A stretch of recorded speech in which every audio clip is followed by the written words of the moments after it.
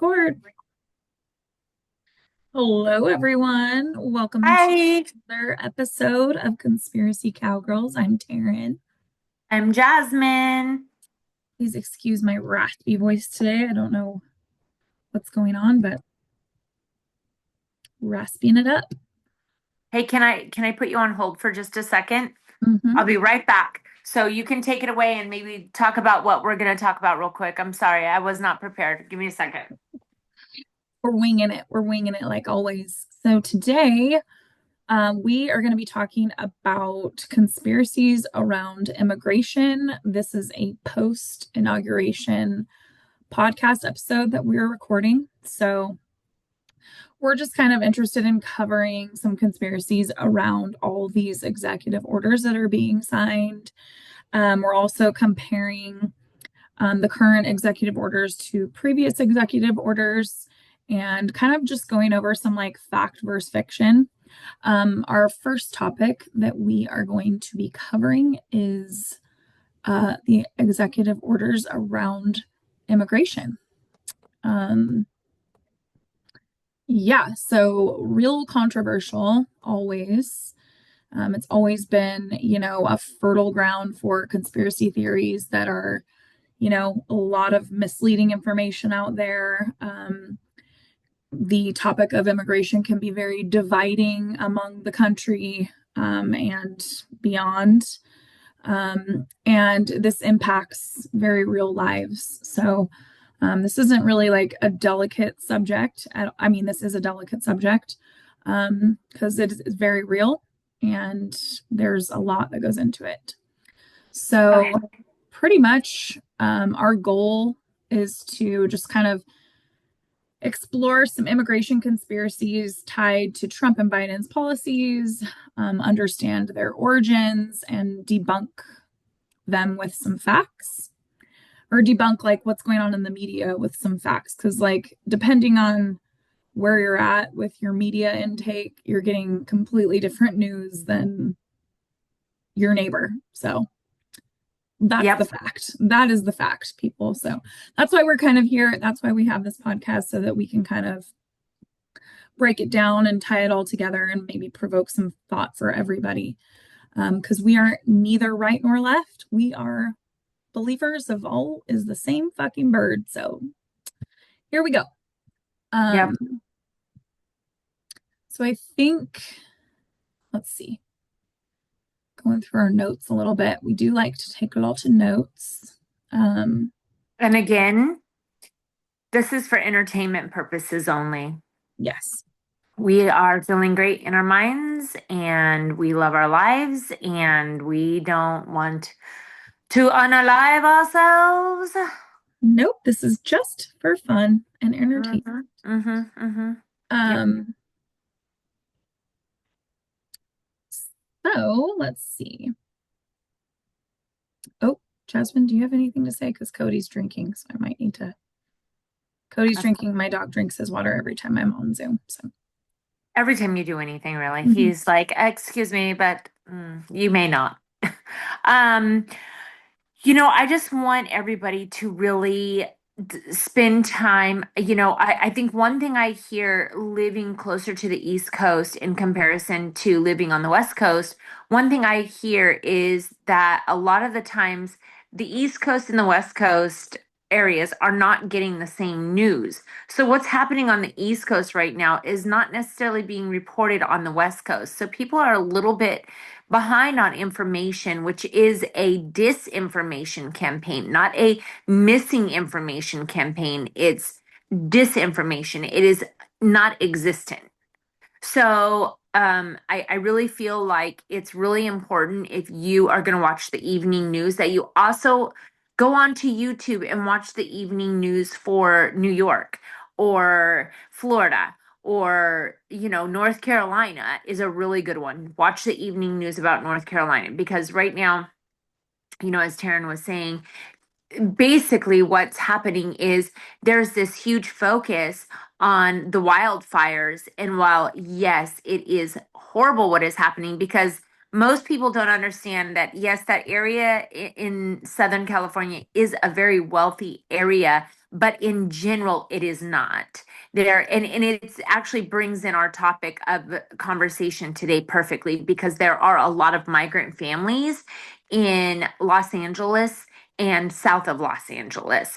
So, and a lot of these migrant families in California, they come, a lot of them come and they work hard and they are the backbone of the agricultural community of, if you like eating your salads, there is a good chance that not only did migrant workers um, take that food out of the ground, but they also work in a factory where it is chopped up and put into little bags and sealed and shipped off. Hmm. And that's just the reality of it because it is back-breaking labor and a lot of other um, ethnicities. I'm just going to say that. Is that bad? Is that racist? It's not, right? Um, a lot of other ethnicities choose to avoid doing that kind of labor because it is extreme labor. And so, but a lot of it, you know, men especially will come, they will do these different types of labor. And it's not just with agricultural, it is also, there's other work, there's labor. So there's construction, there's all kinds of different labor markets for people to be um, willing participants in labor trafficking, and they pay these men and women minimal amounts of money and they will. So here's the thing. This is my outlook on the crisis with customs, right? Is that in border security is that if we do not have some kind of serious border security, it opens a huge door to human trafficking, drug trafficking, and labor trafficking.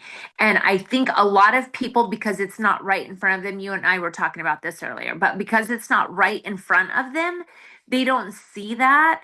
And so they don't see that a lot of these migrant men and women that are working on these farms, you know, I think I was trying to think of, I think it was Kendra and I were talking about it when we were going down to Carmel and driving through Watsonville when I was there visiting. And there's a huge billboard, right? And it's a white family and they have baskets of food and they have their whole family with them. And they're like, from our farm to your table with love. I And know then in the, exactly where you're talking about, and I know right? exactly which farm you're talking about. And in the background of this huge billboard that's been there for, you know, centuries, like probably maybe 2 decades, this billboard has been there. They just replace the picture once in a while to make it look nice. But in the background, you see a real life backdrop of immigrant workers hunched over for hours on end, picking berries, picking lettuce, picking Brussels sprouts, and that's for shipments all over the world. So, what people aren't understanding, I think, about the border policies is that there is a lot that has to be said about all of that. But I think because of the labor trafficking, sex trafficking, and drug trafficking, what people really don't understand is that there's also another really dirty side to that is that if we remove all of these migrant farm workers who may or may not be criminals, most of them I think just come over here, they want to work, they want to send monies home to their families.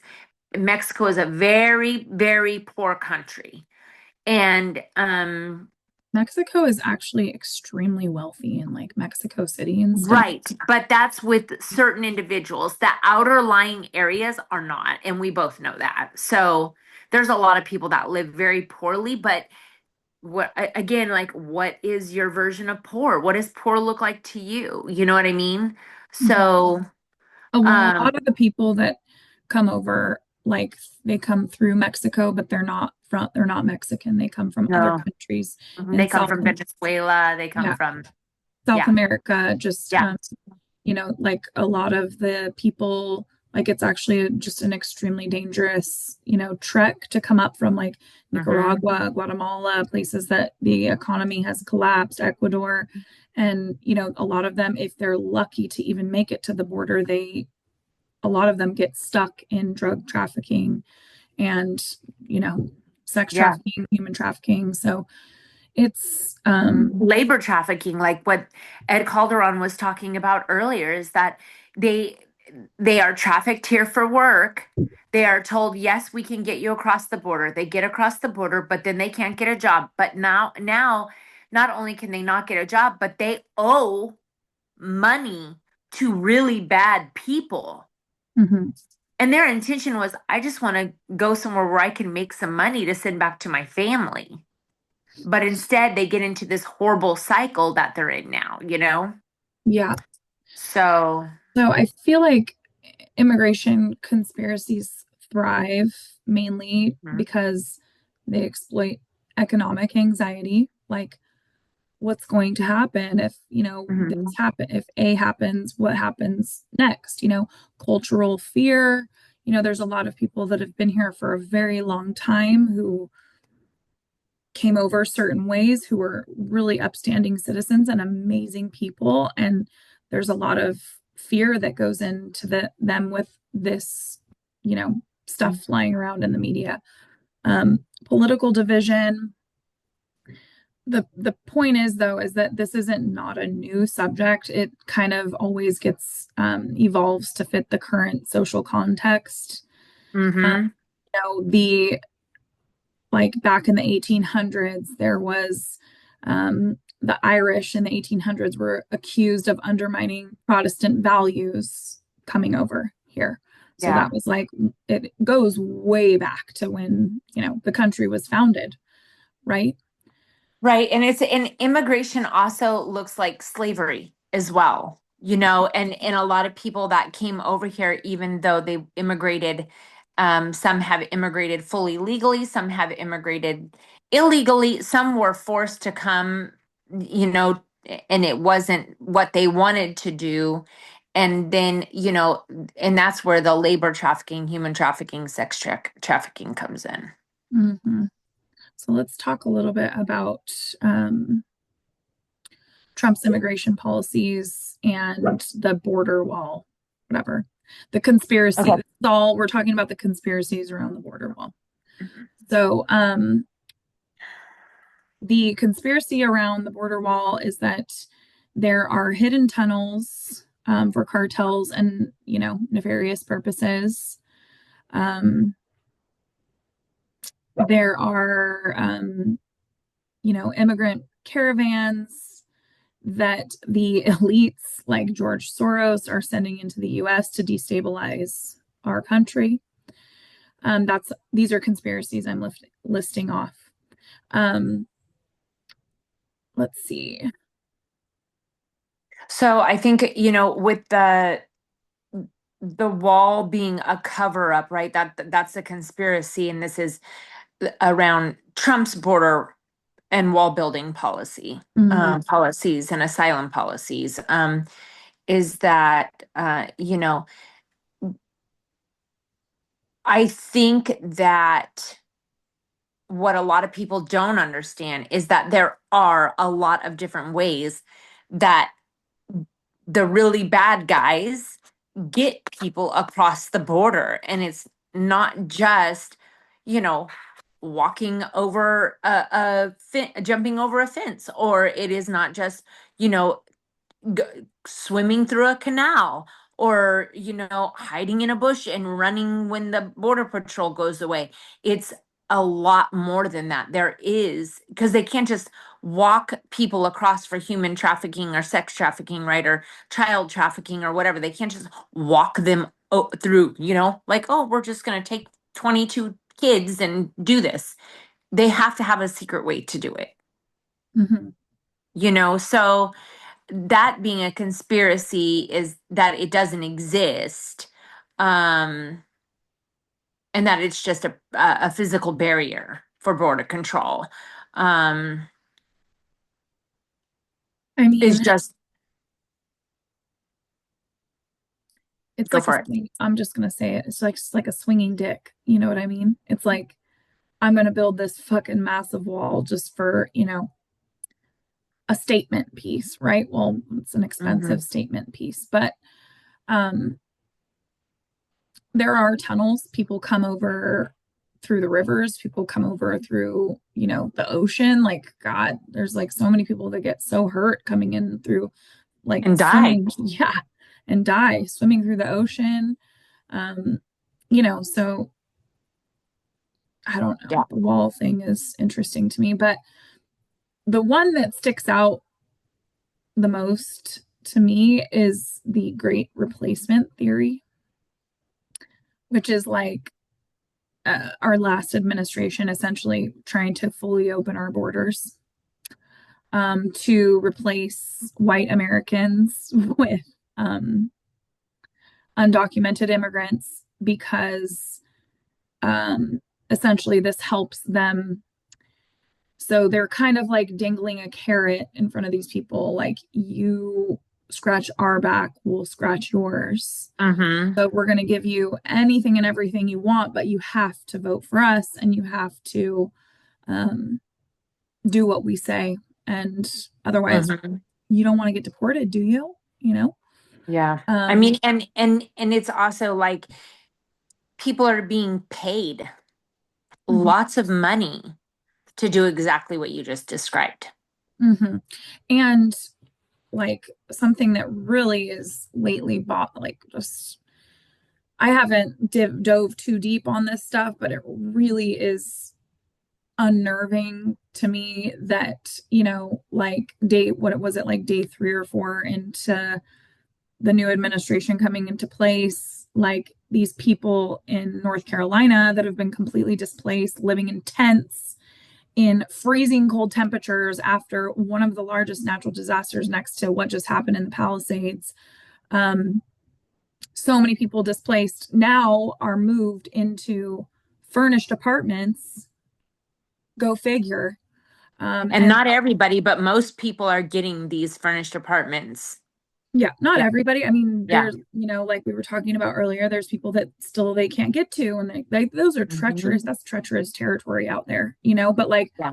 at least they're starting to make way, and a lot more way that's been made over the last how many months that this has been happening. And they were saying like they're basically stopping funding, like at the same time that the whole North Carolina thing happened. I don't know if y'all remember, but there was tons of, and this was right around election, like right before election time, there was tons, busloads of undocumented immigrants being bussed in to different states, to Hmm. Democratic states. I'm just going to say it. They were being bussed into Democratic states to and given Or, credit cards yeah. with money on them, hotel rooms, like Yep. everything you need. Meanwhile, people in North Carolina are completely displaced and are told that you get a loan of $750. If they even got it, they had They to even got actually it. apply for it. Yeah. And they have to They didn't pay it just back. get it. And they had to Right. have And then, internet to get it. right, when your whole entire home is completely destroyed. Mhm. Yeah. So I've been like, I've heard that they're like cutting funding, obviously, to all of that and allocating it to United States citizens who need it Yeah. Yeah. on our own soil. Which I feel like it is definitely fair. It's not okay that there is so much money going out at the hands of the previous administration, um, when they should be taking care of the citizens that really need it the most. And instead, who is coming through for the citizens? Not the government, not FEMA. Who's coming through for the citizens? Other citizens. Mhm. Other Other citizens. citizens are sending money, making fundraisers, collecting donations. These are the citizens that are pooling together and they are making it happen for a lot of people. But still, it's not enough. I mean, if you think a family of four was displaced, a family of three, two or three, so like a mother, a father, and one or two kids, food is anywhere from $800 to $1,000 a month. Now imagine having hundreds of families displaced and they have to eat 2 meals a day at least and drink water in order to survive, especially in these freezing conditions right now. Where is Mhm. that money coming from? Where is that food coming from? It's crazy. Mhm. It's crazy to me that Yeah. our government is sending out billions of dollars to other countries, whether it's for, supporting war torn areas or it's for weapon, funding, or it's just wild to me. And there's people here that are going to be displaced. And here's what's interesting to me about the areas that are having these fires and these floods, and not saying it couldn't happen to us sometime, at some point. But what's interesting to me is that what happens, these people can't rebuild where these events, these horrible tragedies have occurred. So who is going to put the money in to rebuild? And what are they going to build? And what happens to the housing market around those areas? And who profits off of that? Mhm. That's a whole other podcast. Because it shit is gonna get crazy in the next year and a half to 2 years with the housing market. I mean, it is going to, I Oh, mean, speaking of housing market, they were like promising people like illegal immigrants that they could have like what was it? Like no down payment on a house buying a house or something? Like I don't know. I didn't even hear that one. I heard so many things, but I didn't hear that. the hell? Like I pay taxes, fool. Like I'm Yeah. not paying taxes for that. I'd like to buy a Yeah, house, here, you what know? do we have to have in America to be able to, as an everyday citizen, you know, uh, whether you were born here or you came here legally and had all your ducks in a row and got over here and are living your best life with your family, right? What do you have to have here? You have to have a perfect credit score. You have to have 4 times the amount of rent in the bank. You have to have, Oh, let's talk perfect about rental history. right. And also And that, let's talk about like China who's coming over here and buying a bunch of property. Do you think you that know the why? United States can go over to China and buy a bunch of property? Oh God, no, nowhere. We can't go No, they over anywhere. yeah, let's you guys listen. Here's the thing is like we're not trying to sound I mean, I'm personally I'll speak for myself. I'm not trying to sound incompassionate, not compassionate towards people. Like I definitely believe everybody in this world should have, everything that they want to have in their life. It's a very complex subject. Um, and, cutting through the noise, maybe we can approach it with some greater clarity and compassion. So that's kind of like what we're trying to do a little bit here, even though it's very, like I said, complex and it's easy to get muddy. But there, nowhere in the world, like I could encourage you to look up other countries' immigration policies and see how easy or difficult it is to immigrate to another country. Some countries are easy, some countries are you're never going to be a citizen of, say, for I think like Sweden, you will never be a citizen of Sweden ever. I mean, you have to hold on a second. Ooh. We always want to encourage our listeners to fact check us, please. Seek out nuanced perspectives. You can go to conspiracycowgirls.com and submit those to us. We're happy to come on and make another, podcast talking about any new findings or conspiracies that you guys find. We are like Or if we're wrong about something, which fully we open. really do our due diligence when it comes to research. We fact check multiple sources. We fact check those fact checks.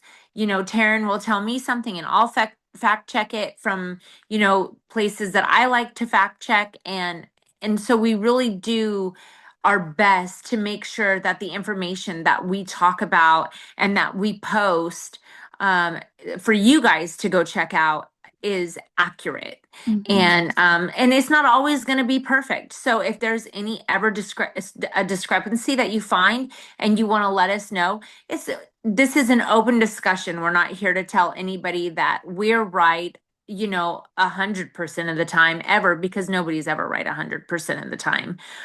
So if you find something, say something, Yeah. send it to us. Also, it's like I do believe that most migration is driven by survival and not criminal intent. I believe that, majority of migrants are not involved in organized crime. I think people really just want to come here and have a better life for themselves. I really truly believe that. Everybody's just trying to do their best. But there's the people that are not are really, really scary. And you need to have border policies. Hmm. 1000% need to have border policies.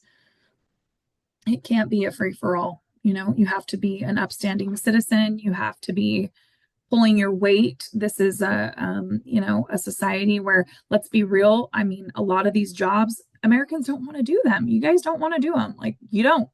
So Yeah. we need, migrants or people that want to come in and, have it figured out in a way where they can navigate lower wages and all that stuff. It's just a really like complex subject, but it's not going to go away. No, it's a really complex system because countries that face strict dictatorships, war-torn countries, countries that are extremely that the citizens live in extreme poverty. I mean, those people are the ones that are dying to come here. They're dying. They're swimming across oceans on a fucking float and facing dehydration, drowning. They're facing extreme conditions to have some kind of freedom and to raise their families.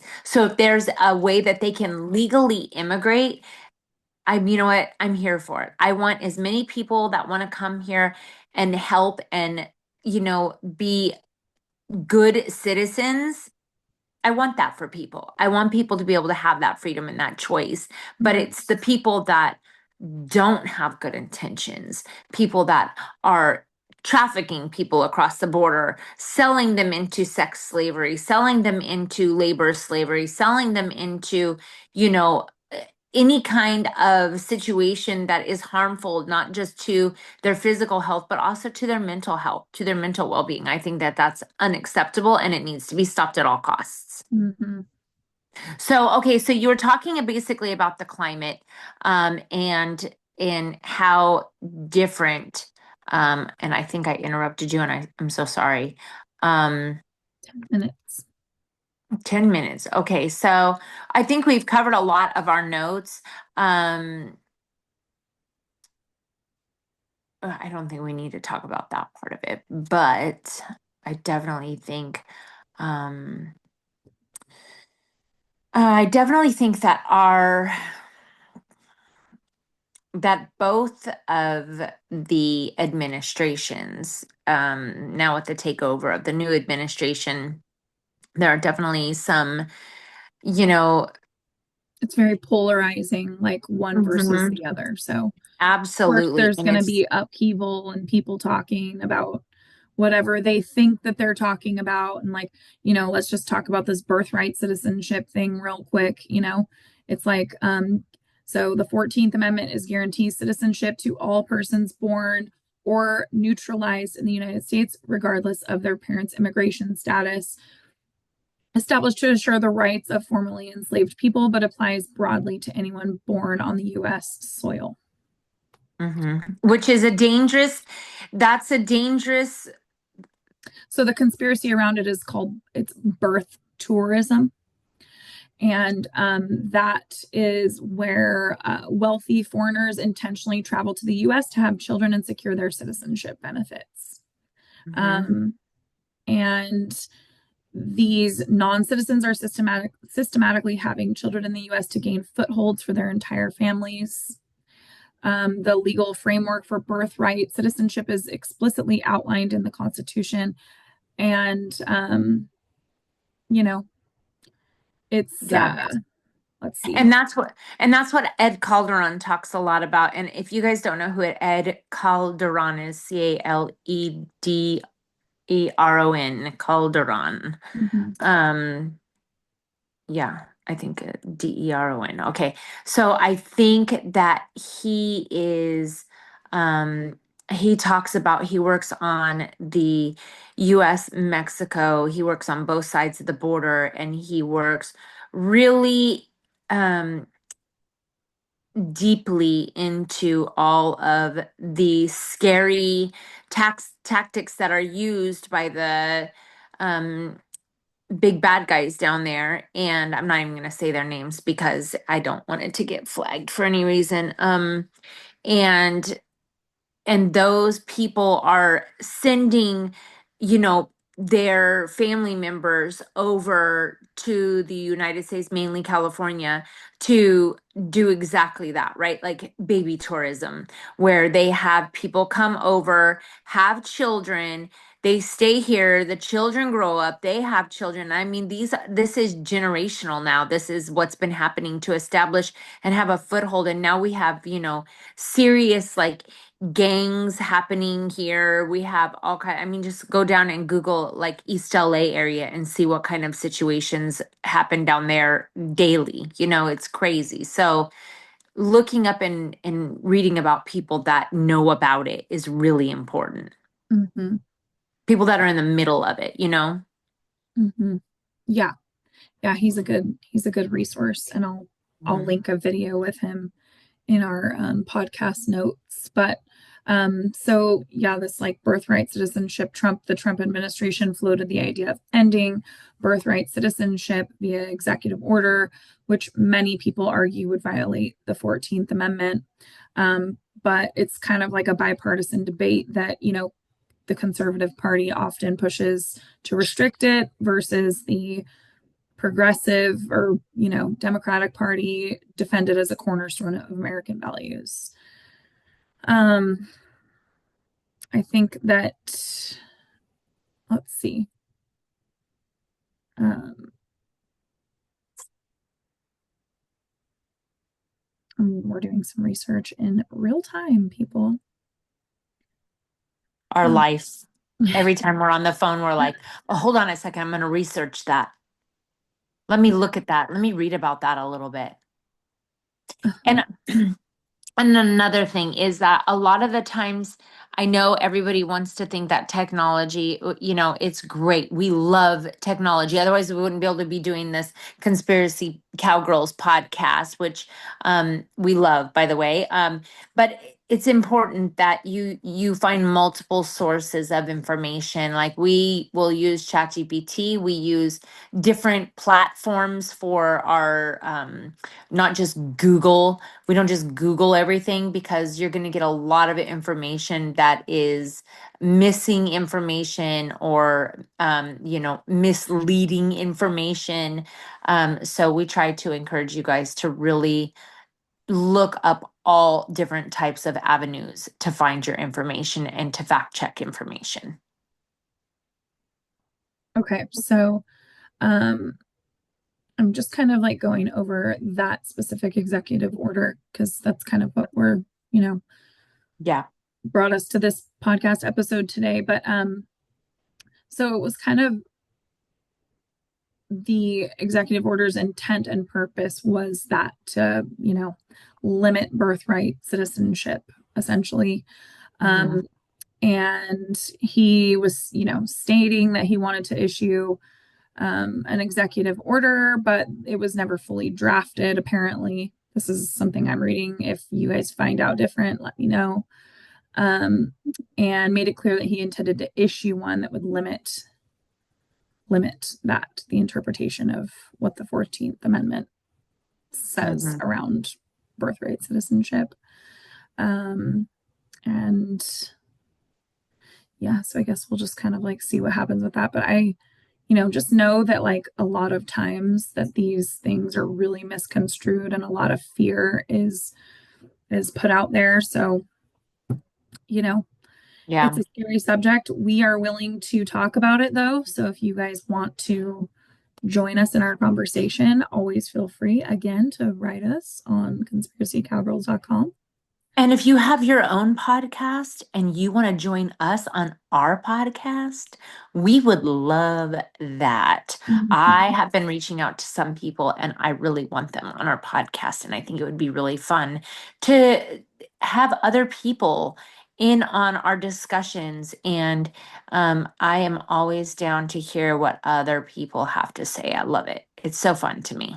This is Mhm. just something that is so, it helps my mind process the world around me because otherwise I'd probably be paranoid and never leave my house. I'd be like, yeah, the government's out to get Yeah. me. The aliens. Where are they? Yeah, we're just kind of like putting it out there because I mean, all of us have questions, right? And if you don't have questions, then this isn't the podcast for you. Yeah, and you are not paying attention to everything that's going on around you. But I absolutely love I love talking to my clients and talking to them about all of this. And some of them look at me like I am a little nutty, but Mhm. also it gets the wheels turning in their head. Just think Oh, about it. Just think about this or think about that, like, also, I just want to do a shout out to the girlies because I think that there needs to be more intelligent women podcasts. Not to say that we're like some geniuses over here, but you know, I think we talk about some fun, smart stuff, and maybe not, maybe you don't think it's smart, but I fully support more women podcasts. I don't think that there's enough ladies out there breaking it down, talking about things that are maybe a little hard to talk about. So I yeah. just want And to we send a always shout want to out talk to, about the hardest stuff. yeah. So I just want to send a shout out to any ladies that are out there trying to put together their own podcasts. Hit us up. We would love to collaborate with you. Yeah. Yes, ma'am. We showed the foot wood. Okay, less than a minute. So we're going to sign off. Bye, everybody. Bye. We love you. Apple Podcasts, Spotify, YouTube, YouTube. YouTube. Find us on YouTube. YouTube, Instagram, Facebook. Yep. Yep. Conspiracy TikTok's Cowgirls. back. We're on TikTok too. TikTok's back. That's funny. 12 hours later, it's back. Hmm. Wild. That's a whole nother podcast. Yeah. Okay, Okay. everybody. Take care. Bye. Thanks for listening.